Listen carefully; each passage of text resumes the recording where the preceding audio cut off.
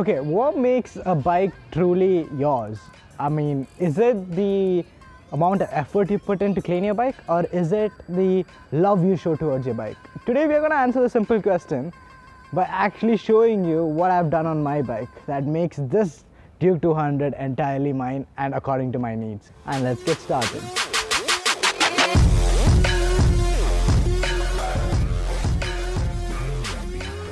Okay, starting about this bike, when I got it in stock condition, it was pretty darn useless. A lot of things are missing out on this bike. If you think about it, the number one thing that I wanted this bike to do was have a good range of headlight. Okay, the power of the headlight was pretty bad. It was having the normal bulbs, the halogen bulbs. So I switched over from the halogen, and now when you turn on the engine, it actually has an HID bulb that turns on really bright and illuminates a lot of more area than comparatively what is there on stock.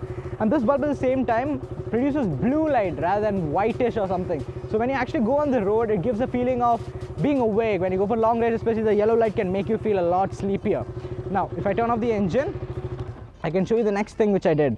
The next thing I did is, if I have my high beam on, you would have noticed that you can't actually turn on your pass light because your high beam is wired to the same switch. So I disconnected the switch and connected it directly to my, fog lamp. So if I turn on the engine again, I'm so sorry guys, I forgot. If I turn on the engine again, you will notice that if I press the high beam, my fog lamps turn on and then my hazard lights turn on and my headlight turns off. So this is like a really good feature which I enjoy a lot when I'm on the road.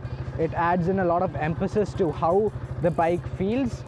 Then the next one which I would like really highlight is an extra switch that I put on this bike over here at the handlebar. This actually adds a lot of extra durability to off-roading. Durability in the sense to my life, because when you think about it, when you're off-roading, a lot of things can go wrong, a lot of things, and one of the main things that happens is you don't see things properly when you're off-roading. So this one switch would actually enable you to see far more than actually you think.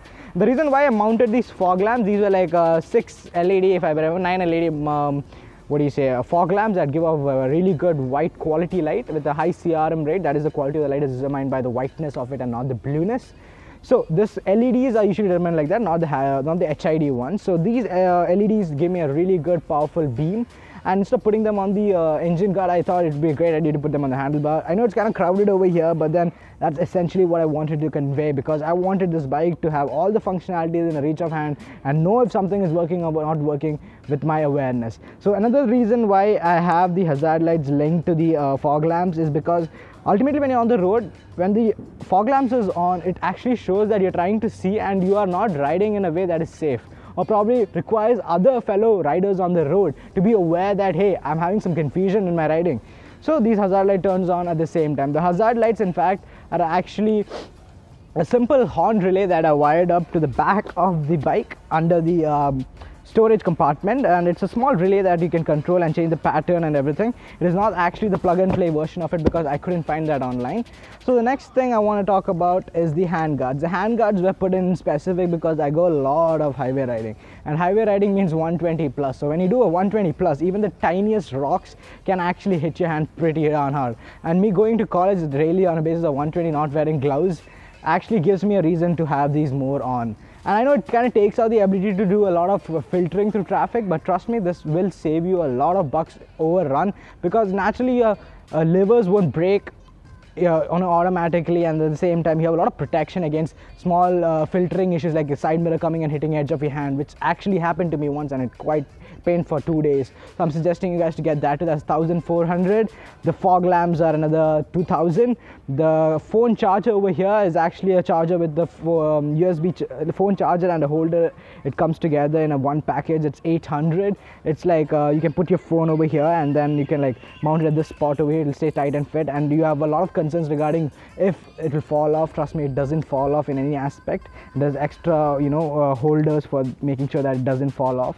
Other than that, depending on your requirements, you can do further more on how to modify and meet your needs. If you're a person who goes on a long ride, you can considerably have many more options rather than having just a USB charger. You can have a power bank built into your storage compartment if you require. And in fact, you have a power bank in your bike itself. So trust me, getting a USB charger is going to be very useful. So other than that, I haven't done much of a lot of changes. I removed the hugger on the back and I removed the chain cover because I couldn't service my chain properly. So I took off the chain cover that comes right at this spot.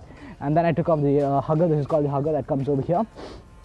And then other than that, everything else is pretty much in stock condition. No air filter, no silencers, nothing has been modified as such. The engine is in stock condition, and this bike has been running for 20,000 kilometers roughly.